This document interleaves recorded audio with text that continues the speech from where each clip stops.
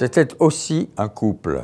Tout le monde, et à juste titre, parle, avec tous les adjectifs utiles, nécessaires et justifiés, de cette femme admirable, exceptionnelle, Simone Veil. Je vous recommande d'ailleurs de lire son autobiographie, Une vie. Très beau livre. Mais je voulais vous parler du couple. Antoine et Simone, mariés pendant 67 ans. Antoine, brillant, jeune inspecteur des finances, promu à toutes les possibilités de réussite politique, et d'ailleurs allant très loin dans le monde de la politique et de la finance ensuite, rencontre cette belle, cette émouvante, cette extraordinaire jeune femme. Il tombe amoureux, fou. Elle l'aime. Ils vont avoir 3 enfants. Un drame de leur vie, l'un de leurs enfants va mourir de façon prématurée.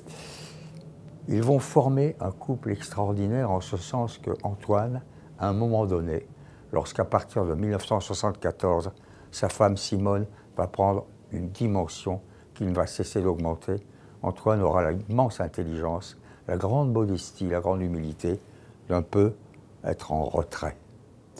Car, au début de leur couple, quand Simone lui dit qu'elle veut devenir avocate, Antoine, qui est plutôt, pas machiste, mais enfin bourgeois d'autrefois, dit « mais pas question, les femmes ne travaillent pas, elles restent à la maison ».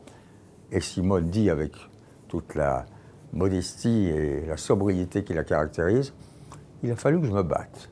Elle s'est battue, elle vit sa vie, et elle devient ce que l'on sait et qui l'on sait. À partir de cet instant, Antoine Veil, bien évidemment, est un peu en retrait, au point d'ailleurs qu'on lui dit « vous êtes le mari de Simone Veil », à quoi il répond « Simone Veil, c'est ma femme ».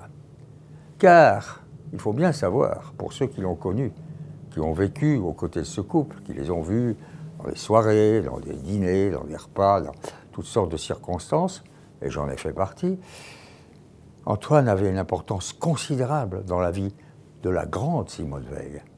Il était non pas le conseiller, non pas le donneur d'idées, elle n'en avait pas besoin, mais tout de même une vraie influence intellectuelle, sentimentale, psychologique.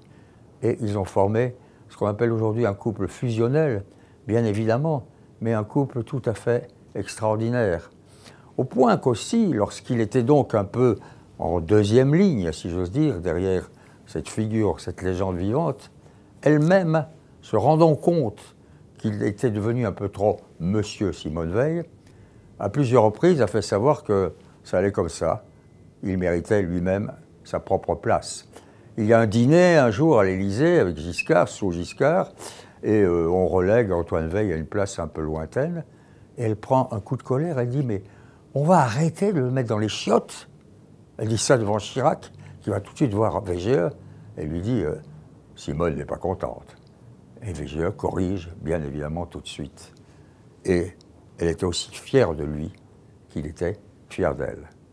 C'était aussi un couple.